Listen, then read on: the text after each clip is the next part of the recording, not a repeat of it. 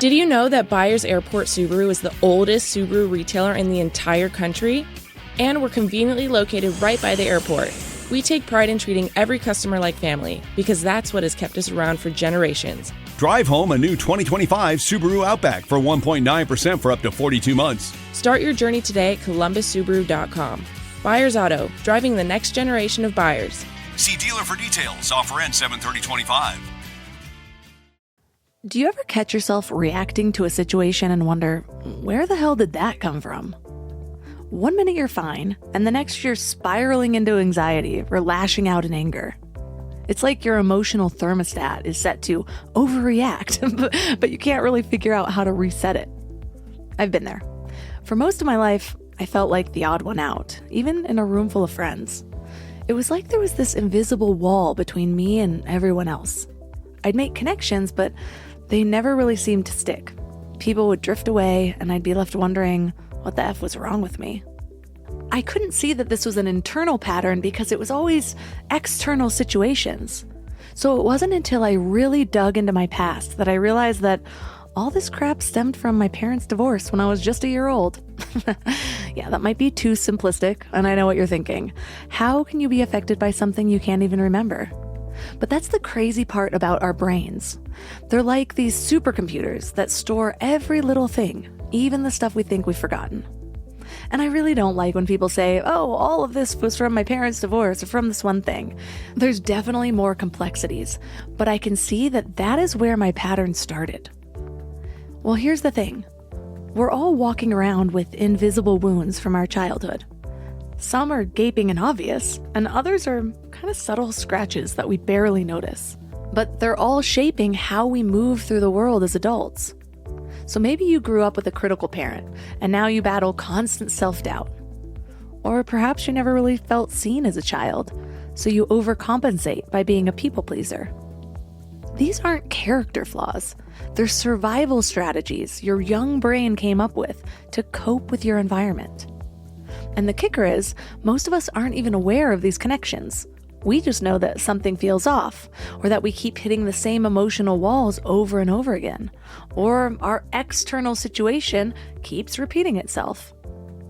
This is where understanding our neurological wounding comes in. So it's not about blaming our parents or wallowing in past hurts. It's about recognizing how those early experiences literally wired our brains and nervous systems. And once we see the map, we can start redrawing it. So imagine being able to pause when you're triggered, to recognize, oh, this is that old wound talking, instead of just getting swept away by the emotion. Picture yourself rewiring those knee-jerk reactions into thoughtful little responses. It's like upgrading your emotional operating system from a glitchy beta version to a smooth-running, customized interface. But here's the million-dollar question. How do we actually do this rewiring? Is it even possible to change such deeply ingrained patterns? Our guest today, Glenn Cohen, is a master neurological life coach and the founder of the Center for Neurological Intelligence. He's helped thousands of people and couples by guiding them to heal their unresolved neurological wounding and grow into the highest versions of themselves. He's developed a method that goes beyond just talking about our issues. It actually helps us reprogram our neurological coding at its source. So 3 key things we will learn are how early emotional experiences secretly shape our neurological coding and influence your life's core beliefs, how your body stores untapped wisdom and intuition, and how to use them to break free from autopilot reactions, and a life-changing method to create a gap between stimulus and response. This show is sponsored by BetterHelp. You guys, workplace stress is killing us. 61% of people are dealing with stress levels that are way beyond normal. So if you're feeling it, you are not alone. I used to think I could just push through everything, work harder, sleep less, pretend I had it all figured out. But that approach nearly broke me. I am all about following your joy. If that voice in your head is telling you to make a change, listen to it. Maybe you are ready to quit your job. Maybe you do need to flip your whole life upside down. But either way, you need support and tools to navigate it well. And that's where therapy comes in.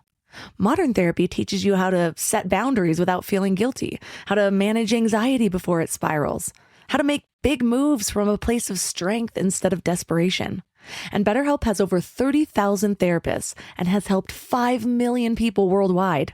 And you can talk to someone from your couch. No waiting rooms, no awkward scheduling. Therapy gives you the clarity on whether that voice telling you to make a change is your intuition or just the Sunday scaries. But either way, you deserve support. As the largest online therapy provider in the world, BetterHelp can provide access to mental health professionals with a diverse variety of expertise. Unwind from work with BetterHelp. Our listeners get 10% off their first month at betterhelp.com/mindlove. That's BetterHelp, HELP.com/mindlove. Let me ask you something. How much time did you spend last week thinking about what to eat? Planning meals, making grocery lists, wandering around the store like a lost tourist. I used to waste entire Sunday afternoons on this, and it was exhausting. Then I found Hungry Root. Hungry Root fills your cart with personalized picks and plans your week of meals, getting smarter with every order. They have over 15,000 recipes to choose from each week, and most are ready in 15 minutes or less. I'm actually headed to Michigan this week, and I had my Hungry Root order delivered there. So I already know that I have meals ready and plenty of snacks for the kids without scrambling to find a grocery store. It's just handled. And what I love most is their smart cart technology. It learns what I actually like and then recommends groceries, recipes, and supplements just for me. So no more buying spinach that rots in my fridge. They screen out over 200 additives and only source high-quality ingredients. The time I've gotten back has just been life-changing. So take advantage of this exclusive offer. For a limited time, get 40% off your first box, plus get a free item in every box for life. Go to hungryroot.com/mindlove and use code MINDLOVE. That's hungryroot.com/mindlove, code MINDLOVE, to get 40% off your first box and a free item of your choice for life. hungryroot.com/mindlove, code MINDLOVE. Please know that your body is the storehouse of all your wisdom, intuition, and neurological knowledge. And when you perceive some form of danger, real or imagined, because your unconscious mind doesn't care, and if it's danger, it's going to react physiologically within a half a nanosecond. You'll feel something in one of the lower 5 chakras, throat, heart, chest, gut, groin, an expansion, a contraction, heat, cold, weight, pressure, movement, vibration, some distinguishing feature. Turn up your frequency with Mind Love. Bite-sized brain hacks for seekers, dreamers, and doers. It's time to give your mind a little love with your host, Melissa Monti.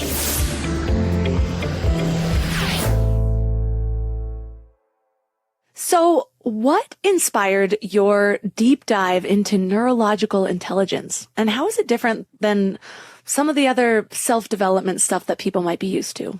Well, that is a wide open, ended question. I really came to it because I had so much neurological wounding throughout my childhood, adolescence, adult life. And I'd like to metaphorically share the story that from 1998 to the early part of 2003, the universe smacked me awake. And it kind of slammed me to the bottom. It destroyed everything. I destroyed everything in my life. It was just gone. And in July 2003, for whatever reason, there's a Barnes and Nobles not far from where I live. And I said, I need to find some answers. So I went there and I discovered Tony Robbins' book, Awaken the Giant Within. And throughout this period of 98, 2003, particularly 2000, 2001, which were really, really dark, there was a voice I kept hearing inside of me that says, don't worry, you'll find out why, keep going. I don't know where it came from. Now I do, but I didn't then. So when I read that book over the month of July, I had no job at the time. I was about to sell my home with a second mortgage, yada, yada, yada. And it came to me, my purpose. And that's when I discovered my purpose was to learn all I can from so many masters out there and put it into one place in order to create something that in the process, help to heal me, but then to share with the world to help them. So over the ensuing 20 odd years, I've studied pretty much all the masters' workshops, retreats, trainings. And in that time, I slowly kept cherry picking, or I like to share with my new clients, I consider myself the world's greatest thief. And I'll steal from anybody if they have a great idea. And I give them credit in my books. And it's like, okay, that fits here, that fits there, this fits there. And it came to be neurological intelligence. I came up with that, I don't know, 2018, 19. And then in July 2020, an inner voice spoke to me and said, you're done, start writing. And now 4 years later, volume 3 will be published probably late August, early July, and I'll be done. So what exactly is neurological intelligence? Number one, it is a way for the lay people of the world to understand that this body that we occupy is really a human supercomputer. We process more energy and information daily than any AI generated computer does in the man-made. So we have trillions and trillions of neural connections that from the time we're in the third trimester is encoding energy and information along neural pathways, i.e. memories. Now, those are based off of sensory data, what we see, hear, feel, smell, taste, touch, and mirror neurons, which pick up vibrational energy. So as those start to develop pathways, it's almost like thinking of your whatever iPhone, Android phone. Imagine if you were running your phone on the very first version of the software, right? Now we do that as humans. We don't upgrade our software. We still keep the first version. So as present day sensory perceptions come in, it filters through the bottom. And depending on the references embedded in that software will determine how we make sense of our present moment experience. Or as I like to say, the meaning we assign and emotions are evoked by meaning. We change meaning, we change the emotion. Now, when we do that in a particular pattern, particularly in the early years of life, 0 to 18, we can establish patterns that we carry over in our adult lives that we think is part of our quote unquote identity. So we start running off of that, thinking that's all we are, when we're really unlimited. And neurological intelligence helps people put their arms around that and understand the science and sense of how this works. And then it goes a step further, and that's volume 1. Volume 2 is what can we do about it? So I like to say volume 1 is how your system works. Volume 2 is how you work your system. So 2 is all the strategies and tools to begin working 2 distinct patterns. So we have our present day patterns, how we show up, how we get reactive, and how we engage others when we get triggered. But then the more important and more powerful is what I call the core identity cycle, which is usually some unresolvedness from childhood, adolescence that is being used as a filter that triggers that present day pattern for, I like to say, we get triggered and act like a child or a reptile. And usually that comes out most in our committed love relationships, which is all about volume 3, because nobody can trigger that unresolvedness more than that particular person we unconsciously picked out. Because when we go searching for a mate, our conscious mind is looking for everything that we want. But the unconscious mind, which is 90% of how we operate, is looking for somebody that we need who will poke and prod our patterns to challenge us to heal and grow. And that's the fun part of humans. So that's why we pick relationships that are like our parents or... Absolutely. So in the imago attachment complex that's fully explained in volume 3, our unconscious mind is looking for a composite of people. It doesn't have to be one, but the people of significance, parents, primary caregivers, siblings, things like that, who have uniquely similar trait states and patterns of the people who neurologically wounded us the most. We know they will not come back and change to help us reclaim our wholeness. So now we want this person who we've imprinted to change and help us reclaim wholeness. Now, of course, neither partner knows this agenda is going on unless they read volume 3, which is not out yet. So in the beginning of the relationship is the imago stage, the attraction stage. And that's when everything is unicorns, rainbows, and we talk all night, and everybody's vulnerable, and everything's flowing and flexible. And then at some point in the relationship, some sort of a significant event occurs, and the attachment bond sets. And that's when the unconscious mind goes, oh, there you are. Now the things you found so endearing are exactly the things that irritate your nervous system and cause inflammation inside of you that you complain about. Now, the fun part is when that happens, both partners are metaphorically holding up a mirror, reflecting back to the other one what they need to do for themselves to heal and grow. But of course, most people are not neurologically intelligent because they haven't studied this yet. So everybody tries to knock the mirror out of their partner's hands. But when people see the reflection and are mindful to see that that is an avenue for growth, they can work together. And the next level of that work is whatever your partner needs for you to change the most is usually the exact thing you need to do for yourself for your own healing and growth. It's called dualistic healing. It's fascinating when that comes up. I realized when I met my husband, there was about a 3-year period where there would be situations where I would revert to a little girl. And I put it together back then. And it wasn't like in our fights where I was throwing a fit. It was more like I needed this nurturing on a different level. And I actually put it together back then that I think I was healing my childhood wounds of not really having a present father. I had a father who loved me very much, but my parents were divorced and he never had custody. And then my stepdad was like a go ask your mom type person. So I just never had that. I would be really envious of my friends who called themselves daddy's girl or would sit on their lap. And I was like, what would it even be comfortable, or what would it be like to be comfortable enough with a man to just go sit on his lap? Like I never had that. And so it lasted about 3 years and I was like, what is wrong with me? I really need to like grow up. Why do I need to like be pet and nuzzled right now?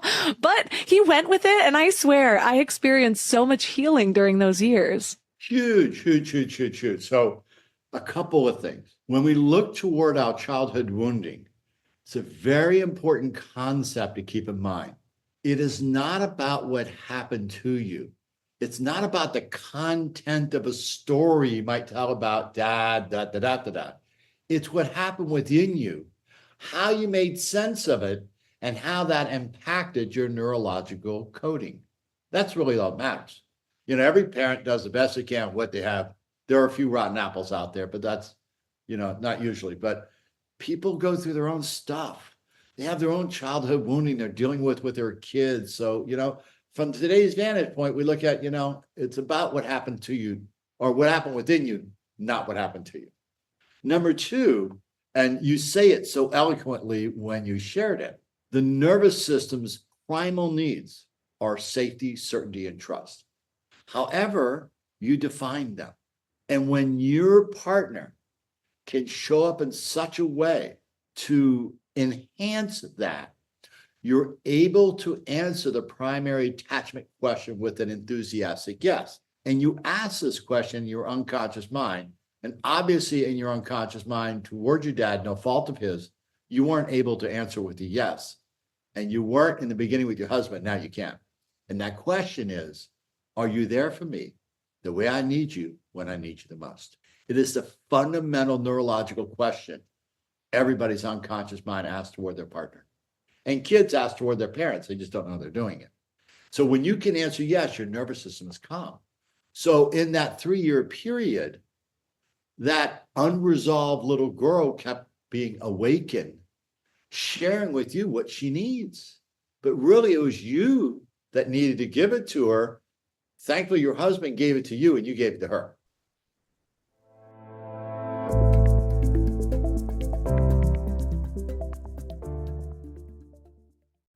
I've hired a lot of people over the years, and I can tell you the biggest mistake that most business owners make.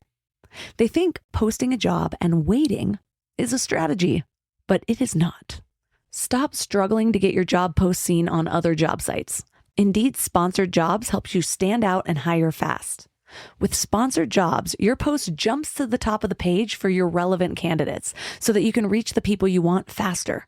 And it makes a huge difference. According to Indeed data, sponsored jobs posted directly on Indeed have 45% more applications than non-sponsored jobs. One of the things that I love about Indeed is that it makes hiring so fast because the best candidates are already there, actively looking. Plus, with Indeed sponsored jobs, there's no monthly subscriptions, no long-term contracts, and you only pay for results. How fast is Indeed? Well, in the minute I've been talking to you, 23 hires were made on Indeed, according to Indeed data worldwide. There's no need to wait any longer. Speed up your hiring right now with Indeed. And listeners of this show will get a $75 sponsored job credit to get your jobs more visibility at Indeed.com/mindlove. Just go to Indeed.com/mindlove right now and support the show by saying you heard about Indeed on this podcast. Indeed.com/mindlove. Terms and conditions apply. Hiring? Indeed is all you need.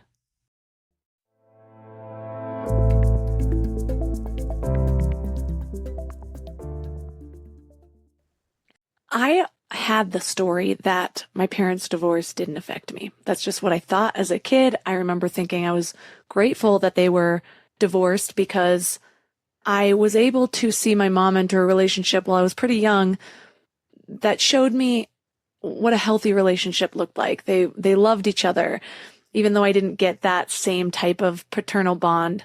But it wasn't until I was an adult that I really started to unravel some of the deeper issues. And even starting as a straight A student, I went through a pretty big self-sabotage cycle in my 20s too. And looking back, it's like textbook divorce kid type of stuff. The self-worth things in relationships, like I said, that bond with men, I really had to heal when I was older. And I think we do this a lot. We devalue our experiences and we think, well, no, I wasn't sitting there getting punched in the face by anybody. Like it was a pretty healthy divorce, so to speak. And most people that don't have the type of self-awareness that isn't interviewing people, talking about this stuff, really digging into it, could just keep that story of like, no, that didn't affect me, and not really understand where some of their patterns are, or maybe even be able to see them at all because they're not looking into it. What are some of the big, as you call them, impactful neurological experiences that we brush off as no big deal? Two things. First, number one, when we look at our neurological wounding, I tell all my clients, please do not go upstairs in the attic where you analyze, logicalize, rationalize, and strategize and try to make sense of it. Unconscious mind doesn't make sense. It is not rational. It is not analytical, right? That's number one. Number two, I tell the metaphor in volume 1. Let's say I have a bucket and I throw one big rock in the bucket, a trauma rock. The bucket's full, right? Okay. We take that out. Now we sit there and we throw 25 small rocks in there over time until the bucket is full. Now, does a bucket care whether it's one rock or 25? If it's full, it's full, it's full, right? But the frequency, intensity, and duration of those little rocks compound over time and the impact it has on the nervous system. So I tell everybody, do not judge your nervous system based off of your stories. Let your nervous system alert you to the present moment when you get triggered of where you need to go in order to do your healing. So I would say 90% of my clients' neurological wounding, as they look at it from their present moment self, go, oh, that was nothing. I said, really? That 7, 9, 11-year-old in that moment thought it was the world. Now, looking back on it, yeah, I can see how but you're analyzing it. Back then, they were just neurologically reacting to it.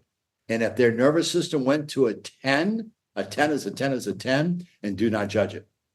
And that's the difference. So I measure the nervous system 0 to 10.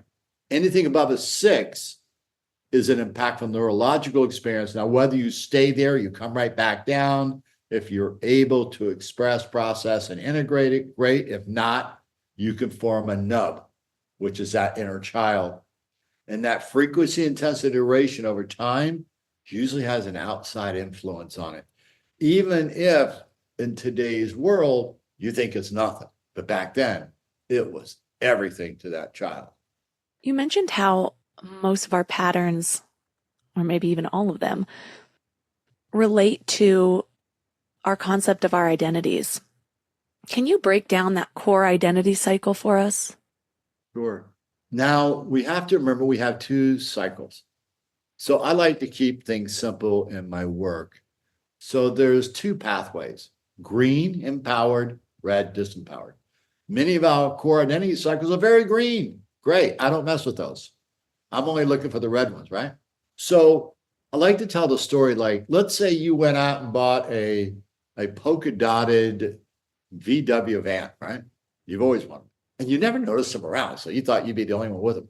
But once you bought it, you start noticing they're all over the place. You had a reference. So at some point in those earlier years, you start to have an experience that you put either green or red reference to. Once you have, particularly the red ones, which is what I do, once you establish a red reference, you're on the lookout for it. So now you eventually find 2, 3, 4. Now we start stacking up the experiences.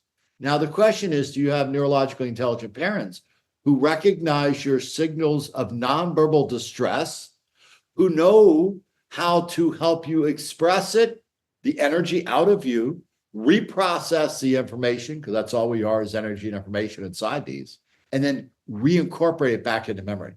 So it's green, not red, right? And most people, I mean, God bless, they don't know this stuff, right? So after a while, we start stacking, and now we start developing beliefs. Beliefs are statements that we say are true, but they're just words strung together that we made a decision on. Now, when we make a decision in a high intensity neurologic activation, we're firing off a tremendous amount of neural activity. And instead of having a dirt road, we have a 12-lane interstate. And energy always flows in the path of least resistance. So now we start creating this neural pathway that we believe of who we are. And that continues through adolescence, adult life. It's the basis of the imago attachment complex. And it's also the way we pass down harmful family legacies, because we're nothing but patterns.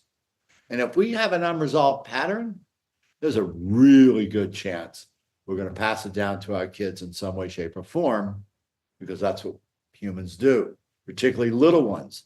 They are absorbing your energy. So there are 3 states of being: flexibility, rigidity, chaos. If you're flexibility, fabulous. But if you tend to go rigid chaos when you're triggered, that energy is going to be picked up by them. Now they've got to make sense of it in their little minds and figure out what to do with it in their nervous system. They're adopting the information they hear. They're absorbing the energy, and they're modeling the behaviors. So they're picking up the patterns. Now, usually either they adopt the same pattern or they adapt to it and create one that's somewhat opposite of it. This is usually the way it plays out. But that's when I work with clients who have little ones.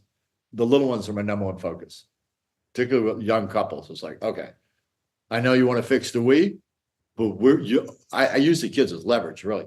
I want you to do it because I don't want you passing this down to your kids.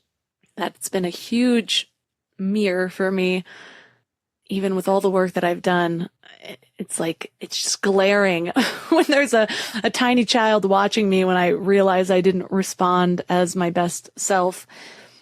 And I wish that I had known you 10 years ago when you said the worst thing you can do is analyze it from the head. I think that's a common pitfall.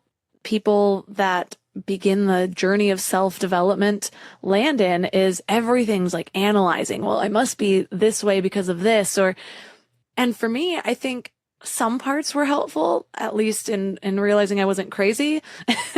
Like, why is this happening? But it also led to a situation where I was highlighting things that may or may not even have been the root. And then it created a whole cycle of processing. And then it was really hard to not blame while I'm also learning how blaming doesn't help me at all. And so I didn't really know where to put some of the conclusions I was coming to.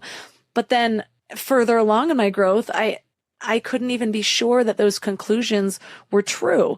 I think things are either more simple than we want to believe they are, or they're more complex and we want to blame just one thing when it's really, like you said, 25 stones thrown in over time. So, yeah, I have a sign outside the door of my inner office where I work with people that says, please leave your brain at the door. Right? So in volume 2, I share the metaphor that we're all magnificent 3-story mansions. First floor is childhood, second floor is adolescence, third floor is adult. Now, in our inner world, there are 3 aspects. We have our nubs, our neurological unresolved bundles, our inner children, adolescents, sort of wounded, stuck, frozen in time. They're very vulnerable, so they need protection. Now we develop our pods, our personalities of offensive and defensive strategies to protect the vulnerable aspect of self. The third is Mel, the mindful, empowered leader, your highest self that you know very well.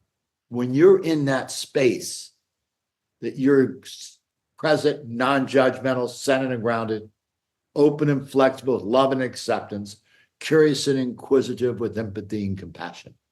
And there's more values there. Here's the fun part. Who are you listening to? So our pods have their own patterns of thought, emotions, behavior, stories. They love telling stories. I call them the cacophony of commentators. So you know the term inner conflict, right? Mm-hmm. How can you have inner conflict? You have to have more than one personality. So the ability to differentiate and not integrate with those voices is a key in neurological intelligence. Because see, Mel is your wisdom, your intuition, your inner voice. But if we're upstairs listening to all that chatter, we're missing the inner voice speaking to us in a grounded way, guiding us where we need to go. I think most of us are so used to ignoring our body's signals or distracting ourselves from them or numbing them with all sorts of things, whether it's substances, eating disorders, just distraction, social media, especially these days, TV. How do you recommend that people start to tune into those? Because like you said, a lot of times there's a trigger and they go so quickly into these defensive or offensive strategies that before they know it, they're in a whole cycle and they're doing the exact opposite of tuning in. Well, thank you for the segue. So you mentioned you want to leave your listeners with an actionable strategy, which I am about to give you based off of what you just said. The core strategy to create change in our present day patterns is stimulus gap choice.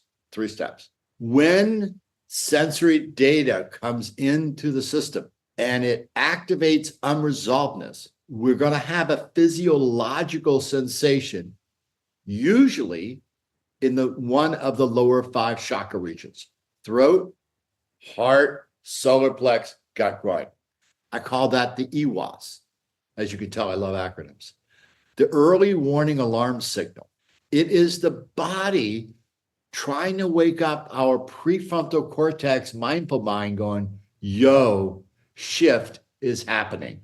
Now, the problem is the gap between the stimulus and the choice is a half a nanosecond. So we run on autopilot. Our coding, we become very unconsciously competent with, automatically takes over. We're off to the races. So when we can recognize that signal And we use the strategies that are in volume 2 to become aware of it and increase that gap 3 to 5 seconds. We give ourselves a chance to reevaluate the meaning we assign in order to make a green empowered choice that is flexible instead of a red disempowered choice that's creating either chaos or rigidity. That is the most actionable strategy that I could leave for your listeners. I don't know if you're familiar with Boris Van de Kelt's famous book, the title, Mm-mm. Body Keeps the Score. Oh, yes. Yes, I have read that. It is the most appropriate title. It is so true. The body is the storehouse of everything. It is your inner voice. It is your Mel. It is trying to tell you something ain't right? And it's 98% of the time has nothing to do with the content of the present moment, but the context of what you're linking to that's unresolved from 1, 5, 10, 20, 30, 40, 50 years ago, because the unconscious mind has no concept of linear time or space. It doesn't know. So when you were triggered and felt like, I forgot what you said, 8-year-old, whatever, it doesn't know that you are much older. There's no concept. And that's why the upstairs left brain has no business being in the body, because it makes no sense. There is no logicalization to it. I get into this cycle. I have really only one person in my life that triggers me very much these days. And it feels like it's getting harder as time goes on. And I think it's because, and I know a lot of my listeners can relate to this, when you're on a path of growth, it's like you're rapidly evolving. You're trying to find tools so that you can relate to people better. And for most people, they don't have a lot of other people in their lives that are doing that same thing. And so it's almost like the disconnect keeps growing and growing and growing. And there's only so much we can do. I guess it's more of a process of letting go of the outcome than it is trying to figure out how to have a smooth relationship. I'm thinking of something that just happened yesterday. Everything's going fine. And it's just like phone call with said triggering person. And it's just like, and maybe this is my own trigger, but it's like no matter what, there's always some sort of guilt trip or some sort of like poking at who I am. I'm still waiting on a phone call from the kids instead of something like, hey, can you remember to have the kids call me? And I try my absolute best to handle it calmly and collectedly and stoically, but it's like poke, poke, poke until I finally change my tone. And then suddenly it's, you always do this, Melissa. It's maddening. How do you recommend that people handle something like that?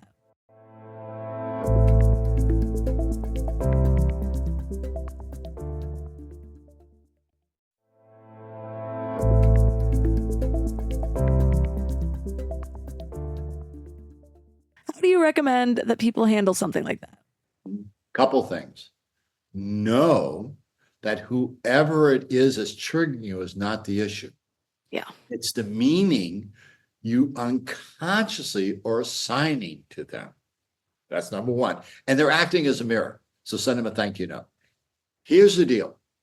Our pods, our protective personalities, absolutely love judgments. It is their superfood. There are 3 steps in the process. The first ones are AEOs, agendas, expectations, and obligations we put on the people, places, and things. What has to happen or not happen by a certain belief to be true or false. Now, those come in 2 forms, green and red. Green are healthy boundaries that sometimes you have to put down with people, but that's from a mindful place. And then you have to enforce your boundaries. But what I just heard is a red hook. So that is when we unconsciously believe that we can control other people. We put a rule, you should do this, you shouldn't do that, right? Now, of course, these people have no idea you put these agendas, expectations, and obligations onto them. And of course, they're going to break them. And it's almost like you ever get a fishing hook caught in your skin? They hurt, right? So you get hooked by this AEO, right? That triggers the nervous system. Whenever you get triggered, your primary thought is eccentric because you're in survival mode. You've hit the brain stem and it's fight, flight, freeze, and you're a reptile again. So now once we get hooked, we go to step 2. I call them DABA verdicts. So you are your own Supreme Court judge. You pass down a verdict. You deny it has anything to do with you. And then you accuse, blame, or assume something about the other person, place, or thing. Step 3, you call out your jerks and you defend your story to the bitter end. You justify, excuse, rationalize, cajole your story because your story must be right in order for you to maintain your identity. And the greatest force in human nature is being congruent with our identity. Because if you're not who you think you are, oh my God, how much uncertainty is that? So I tell people, the more red rules you have, the harder it is to be happy. Get rid of your red rules. You cannot control anybody or anything. You can put down boundaries mindfully and then enforce them. But people are not going to do what you want them to do. You might want them to be really complimentary about your shoes, but they got their own issues. So the very base, probably the first realization about neurological intelligence, the base foundational knowledge is, where do you live? Do you live at cause or at effect? When you live at effect, when you get triggered, you blame the external world for your internal climate. You give your personal power away and you act as a victim. When you live at cause, you own your personal power. You know the external world has influence, but they don't control it.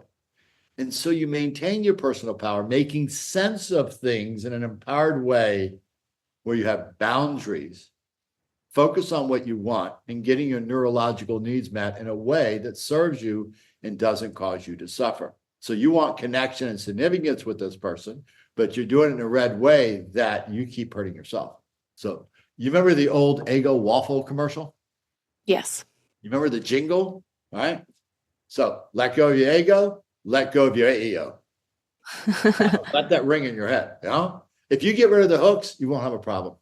It might irritate you a little bit, but you won't go above. So an NSI is nervous system index 0 to 10. 0 to 3, you're just being human. You know, you get peeved, you get irritated, whatever, that's normal. Between 3 and 6, we're quaking. That's the unconscious mind going, you better pay attention. And when you go above 6, that's threshold. That's when you can have a reaction, fight, flight, freeze, and fly off the handle, either chaos, shut down, rigid, shout out, anger to rage, crying uncontrollably, you know, the extremes. You get to the 8, 9, 10 levels. Yeah, I think it's going to be my lifelong lesson here. Like I said, it's with everybody else, I can manage to not have expectations, let them be them. I see that they're going to have a point of view I never will align with, but whatever. It's just this one person. And I was reading the book Worthy by Jamie Kern-Lima, and there was a line that hit me, and it said, that family member is never going to accept you if they can't yet fully accept themselves. And it was something that really rang true. It's just, I guess maybe it's the deepest pattern that I have trouble disrupting, because to me, it feels like every conversation, there's just like the whole time I'm trying to be like, okay, let that go. Yep. Another jab, let that go. Another jab, let that go. And then finally I'm like, why do you have to say stuff like that? That's the challenge. Is it a jab? Is it really a jab? So you ever heard of the concept of perception as projection? Yes, for sure. So when the human system is uncomfortable, our unconscious pattern is to metaphorically take that uncomfortableness and throw it toward the person we perceive made us feel uncomfortable. So I imagine I would put money on it in that whomever this individual is, you make them really uncomfortable because they see something in you that's unresolved inside of them and is triggering, or they see something in you that is a very positive quality that they have lost contact with and they're pissed that you got it and they don't. So they are projecting on you, and it's your choice how you assign meaning to it. Are you a victim or a participant here? You know, do you look at them with irritation or with empathy, right? God bless them. They're projecting. It's like they have nausea and they're puking in a bucket. You don't need to put your hands in the bucket. Just hold the bucket, right? I have all these quotes all over the walls of my office in frames. And one of them's been up there for over 10 years. And it's Wayne Dyer's quote. When you change the way you look at things, the things you look at change. Probably one of the most impactful quotes I've ever read. Now, if you can change the way you look at it, make sense of this person and what they're projecting towards you. Now, if I stood there with a dart and I threw it at you, would you stand there and let it hit you? No, you would turn to the side and let it go by. I'd like for you to do the same thing here. Create a metaphor with it. Yeah. Again, it's hard. It just means we're talking less. And it's such an interesting time with little kids. It's just like, I feel as though it's not big enough to cut somebody out, but it's big enough to be it feels unbearable every time. And so it's just like, I don't want to be here. So where's that line of being like protecting myself while also not making my children, making a decision for my children when it's not their relationship with this person that is affected. So it's just, family's hard. As Ram Dass says, you think you're enlightened, spend a weekend with your family. Some of the hardest work I do with my clients. But like I tell them, I would like for you to begin by treating this as a laboratory, a personal growth laboratory. You know, personal growth never ends, right? I mean, we're always ascending to another. There's no top level here. I'm still working through stuff that comes up. You know, when you excavate a layer, guess what? There's another layer, right? Great, bring it on. You know, but this is the laboratory of life, and so this individual, if you can frame it that they're inviting you into a lab for you to understand yourself at a deeper level and to gain the strategy, tools, and techniques of being neurologically intelligent, where you don't allow other people to trigger you like that. And when you can successfully go through that experiment in the lab, then afterwards, I believe you're in a better position to decide the boundaries that are appropriate for you. Yeah. It comes back to what you said earlier. And I think this is what's making it more difficult with the self-awareness of bringing the head into it too much. Because when, as I mentioned, patterns get worse, or you start seeing patterns in a relationship rather than just dealing with every specific moment and knowing it's hard. And then it's hard not to look back and say, like, all of a sudden it paints the picture of childhood. And it's like, oh, wait, all that time I thought this was normal, but now I'm seeing it through this lens. And then it makes it seem like, you know, your mom has always been horrible, or your dad has always been this way, when maybe you didn't feel that right when you turned 18. And so I see how in the moment of triggers to come back to my body and really try to handle it in a more grounded way. And I think what ends up being difficult is a lot of times, and I know I just had a conversation with one of my clients about this, where we're sitting there and in the moment we're like, yeah, I really handled myself well. And we get off the phone or whatever it is and we step back. But then it's that cycle of, God, I wish I would have said this. They deserved this comment. And then it's like the next day, and it's worse than when your mindful, empowered leader stepped online in the moment. But now all of a sudden you're spiraling back into childhood patterns and stories. How do you keep that mindful, empowered leader beyond just that moment of tension or trigger? So the next day, when you go upstairs in the attic and start playing with your Jumanji, don't you feel a sensation in your body that you're activating yourself? Yes. Bingo, right there. So then I want you to say this phrase, where's Mel? That wakes up your prefrontal cortex. Where's Mel? So you create a gap between the stimulus and the choice, right? So in that gap, what I would like for you to practice is what I call the neurological growth questions. It's in volume 2. 3 questions. So first, I'm going to preface it. Do not use the word why. That's a rabbit hole.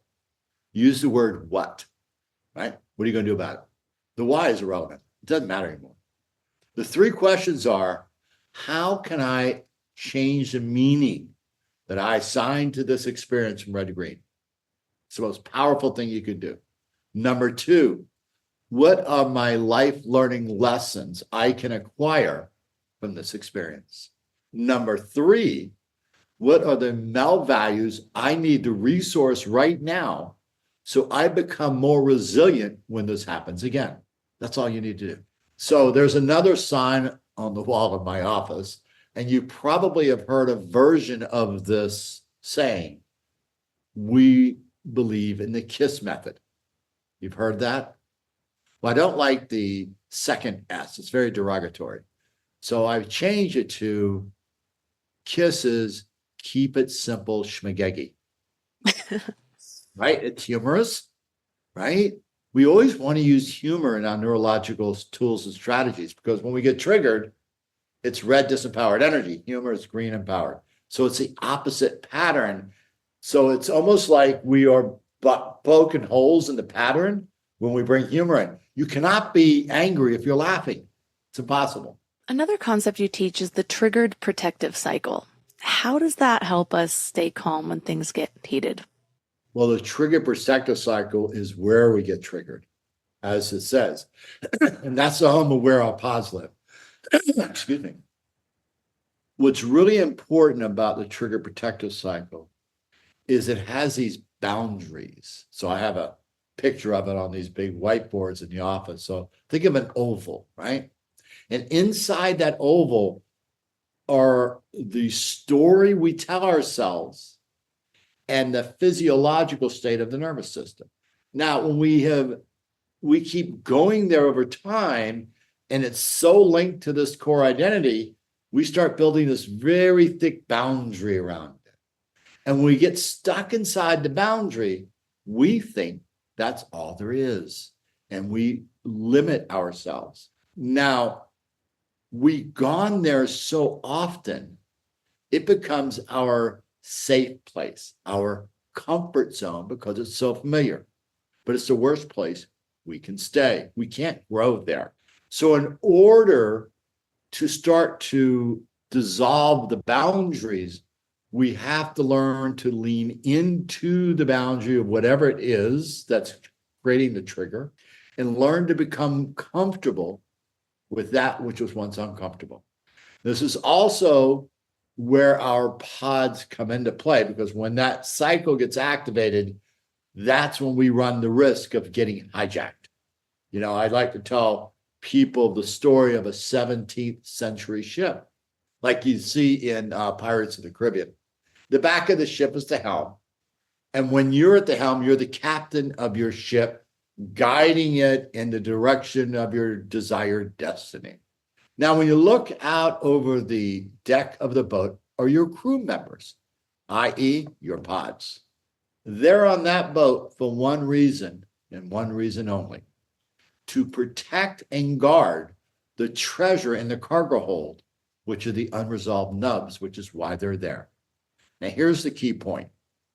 If the pods do not trust the captain, Mel, or they perceive Mel as abdicated responsibility for the inner world, they will mutiny and take over the system. So I imagine you, like everybody else in this world, have had moments when you've been hijacked and you became somebody else. We've all done it. When we get triggered above a 6, we usually get hijacked. And I like to say, act like a child or reptile. Whether and I have all the exercise with pods, I don't know, there's 20, 30 of them, cutesy little names with generalized character with defense attorney and, the codependent and the seducer and the tester and the addict and the assholer, the bully, the chameleon. There's lots of them. But we take on these roles, and a lot of times these pods came from childhood roles we adopted in order to create some semblance of order or certainty in a world. When you grow up in a home that has a lot of uncertainty, you have to find certainty inside yourself. And to do that, we usually adopt some roles to try to manage, control our environment, either externally, internally, or both. So a lot of times they come out of that. The last thing I want to ask you about is you refer to a concept called a zone of tolerance around managing emotions. What exactly is that, and how can we expand it? The zone of tolerance is when our nervous system index, which is just a measure of the activation of the system. Now, if we're at a green 8, God bless you, right? But we don't worry about those. We're worried about the red.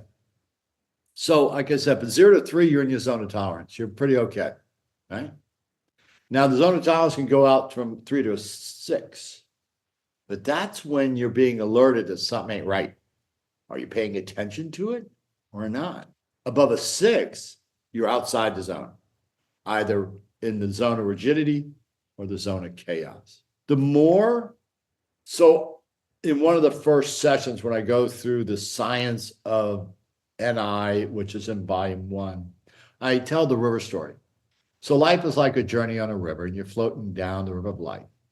And this is why I introduced the concept of flexibility, rigidity, chaos. And I ask a question of my clients.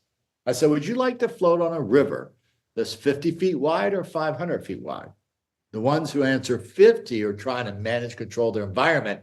They have a narrower zone of tolerance. People who are more flexible and have a wider zone, imagine a 500-foot river.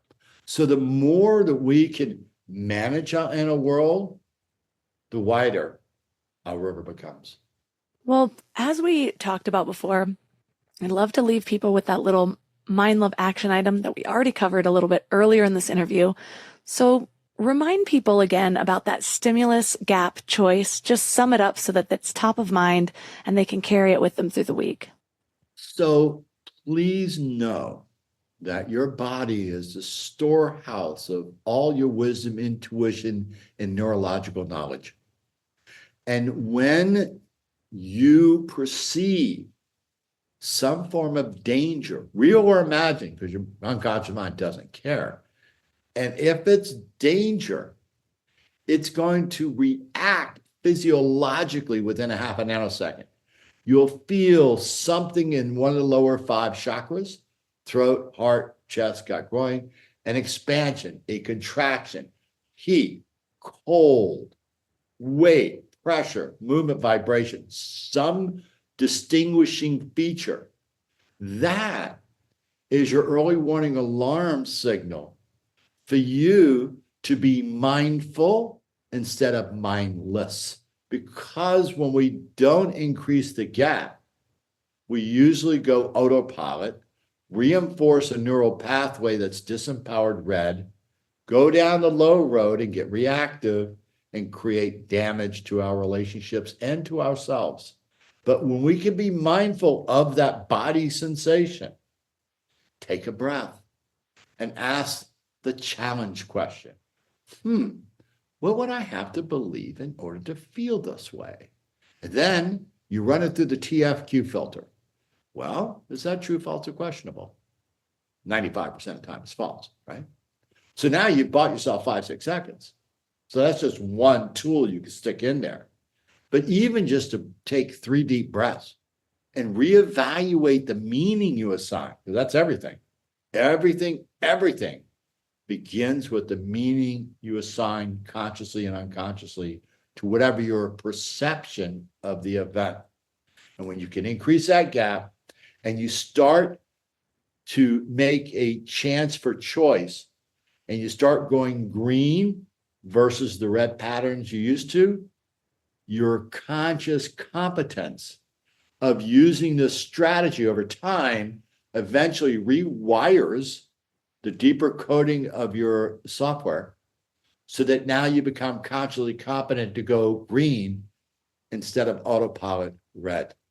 Well, as I mentioned earlier, I am so great at doing this with all but one, and I know how common that is, especially for those of us that have been, those listeners that have been listening a long time, that have been working on these things. But it seems like no matter who I talk to, they've all got their kryptonite. So I will be practicing these things. And it's so funny how I could even explain with anybody else, no, but you have to look at it this way, or I know it's projection.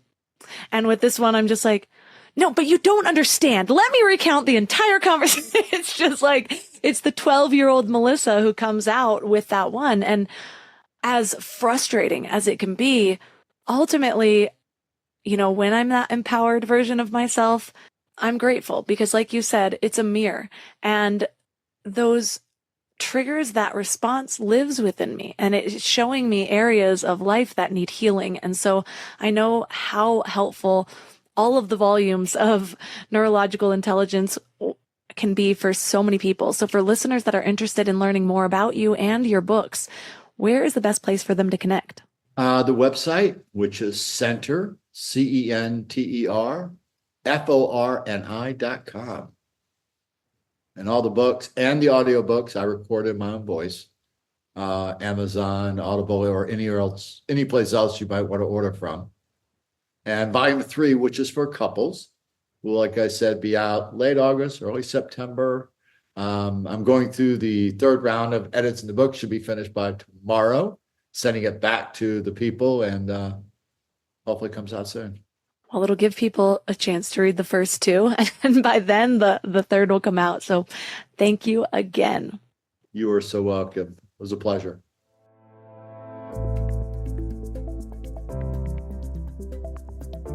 All the links for this episode will be at mindlove.com/365. Your challenge for this week is to remind yourself that your body is storing your past, your emotions, your wounds, your traumas. And so often we try to rewire our responses by talking ourselves through it, but we ignore what's happening in our bodies. And that's why somatic work can be so helpful. What I find most helpful is actually just tuning into the area that I feel the reaction. Because what our tendency is to add to the story. We start saying, why is this happening to me? And we start thinking of how the other person's wrong, or how we are wrong, or whatever it is where we're placing blame. And that not only adds to the story, but it also increases our level of pain around it. So instead, drop the story and put your focus on exactly where you're feeling a physical sensation. Is it in your chest? Is it in your shoulders? Do you feel tension? What is that feeling? And there's no right or wrong answers. Just tune into it. And then what I like to do is imagine my entire goal was to dissipate that through my imagination. And so I picture it warming up or softening or whatever helps me. And at the very least, this gives me something to focus on. But at the most, which is usually the case, it dissipates it faster than if I would have just gone through my default autopilot reactions. So let me know how it goes. Reach out to me on Instagram at mindlovemelissa. As of the recording of this episode, we have just one spot left in our Mind Love retreat, and it's one of the best rooms. Also, I just got a bunch of gifts for these swag bags, and oh my goodness, if you know anything about me, I am a master at swag bags. I don't cheap out. No, I get the good stuff. Brand name items, Yetis. So this is going to be really, really fun. I have a whole packed schedule. I've been working on it nonstop this week, and it's going to be a once in a lifetime opportunity. So If you are interested in that, reach out to me. Just DM the word retreat or go to mindlove.com/retreat. And that's all for today. So thanks for giving your mind a little love today, and I'll see you next week.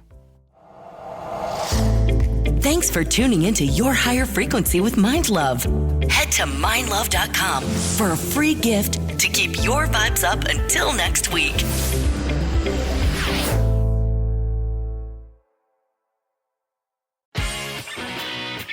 Did you know that Byers Airport Subaru is the oldest Subaru retailer in the entire country?